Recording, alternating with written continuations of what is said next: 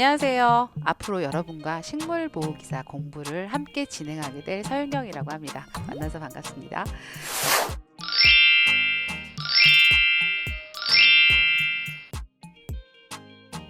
식물보호기사 공부를 처음 시작하시는 분도 계실 거고요.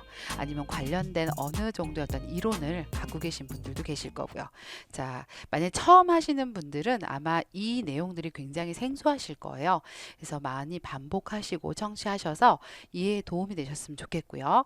또 관련 학과에서 공부를 하셨던 분들은 복습한다 생각하시고 열심히 공부하셔서 합격에 도움이 되시길 바랍니다. 자, 그럼 우리 모두 열심히 한번 해볼까요? 네, 진행하도록 하겠습니다. 자, 저희가 이제 주 교재가 있어요. 이제 주 교재에 해당하는 건 여러분들이 아마 알고 계실 거고요. 예, 교재 말고 이제 다양한 사실은 이 교재는요 사진이나 이런 것들 자세한 어떤 그림 이런 것들이 없어서 여러분이 좀 공부하시기가 힘드실 수 있어요. 만약 그러시다면 저 같은 경우는 이제 식물 병리학이라는 책을 활용해서 여러분에게 수업 시간에 여기에 있는 책에 있는 그런 사진들을 조금 활용해서 같이 강의를 이제 진행하도록 하겠습니다. 혹시라도 여러분들도 도움이 되신다면 같이 보시면 좋으실 것 같아요. 자, 그 다음에, 자, 여러분들이요, 병해충 관련 자료를 이제 찾고자 하실 때가 있으실 수도 있을 것 같아요. 자, 그래서 제가 좀 많이 활용하는 사이트를 하나 소개해 드리려고 하는데요. 네이버에 가시면 농사로라고 치시면 돼요. 농사로 치시면 이렇게 사이트가 나옵니다. 여기 주소도 있고요. 자, 여기 보시면 농사백과를 클릭하시고 영농기술을 클릭하세요.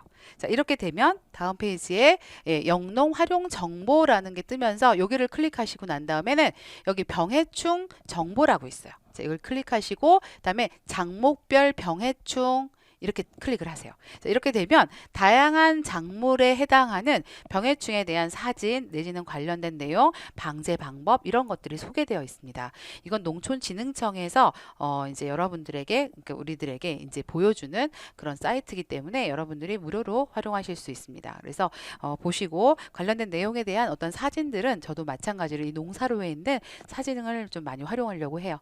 그래서 그렇게 활용한다라는 걸 알려드림과 동시에 여러분도 같이 공부를 하실 때 도움이 되셨으면 좋겠습니다.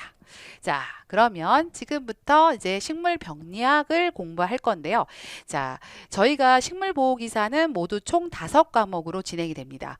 그래서 그 중에서 이제 사실은 그 5가지가 다 어려워요. 아마 여러분이 공부해 보시면 아시겠지만 쉽지 않은 과목들이시고요.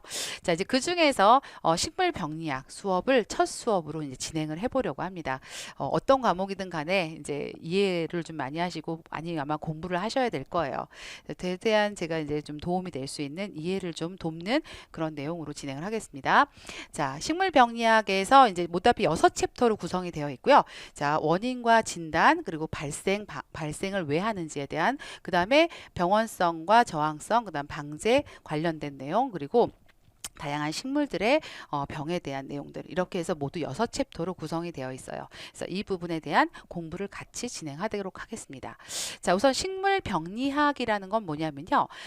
병병자의 다스릴 이자예요. 그래서 식물을 다스리는 식물의 어떤 병을 다스리는 거죠. 병을 다스리는 그런 학문이라고 보시면 되겠습니다.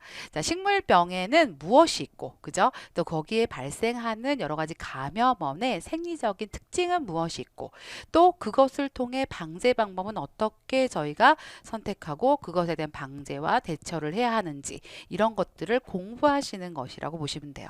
그래서 아마 이런 내용들은 조금 난해하고 어려운 부분 또 특히 여러분이 외우실 것들이 좀 많이 있으실 거예요. 그래서 제가 이해를 돕게 하기 위해서 많은 설명을 좀 진행하겠습니다.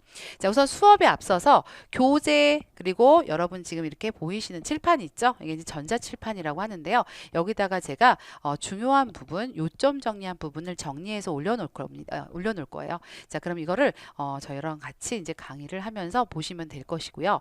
자, 이 중에서 제가 뭐 빨간색, 파란색 이런 색으로 이렇게 표시를 해놓은 부분이 보이실 거예요. 자, 이것은 시험에 기출된 내용들, 또 특히 또 이 빨간색 부분은 중요도가 굉장히 높다라고 하는 부분들을 제가 정리를 해놔서 그걸 갖다가 이렇게 표시를 해놨거든요. 그래서 여러분들 공부에 좀 많이 도움되시고 활용하셨으면 좋겠습니다.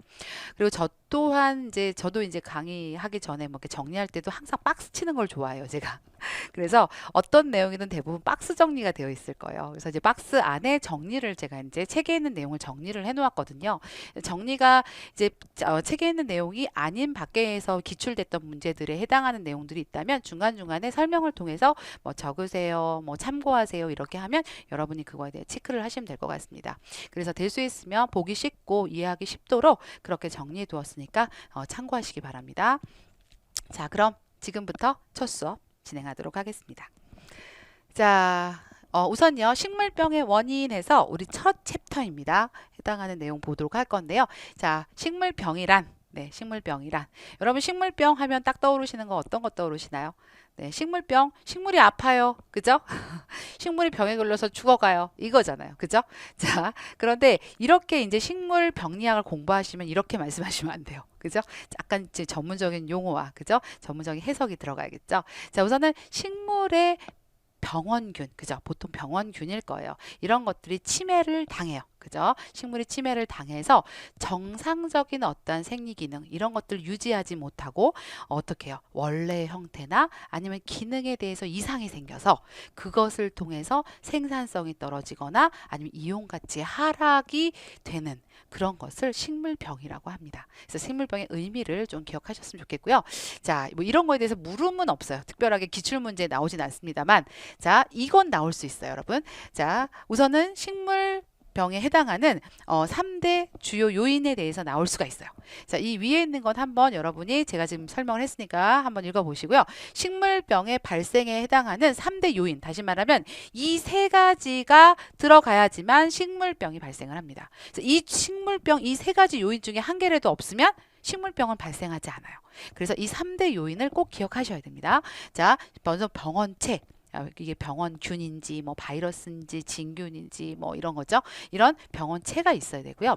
그 다음에 이것을 당하는, 다시 말하면 감염이 된 식물이 있어야 돼요. 이걸 기주라고 합니다. 자, 기주. 그 다음에 환경적인 요인. 이 세 가지가 같이 복합으로 되어 있지 않으면 식물병이 일어나지 않는다. 다시 말하면 역으로 이 세 가지가 있어야 식물병이 일어난다 라고 보시면 되겠습니다.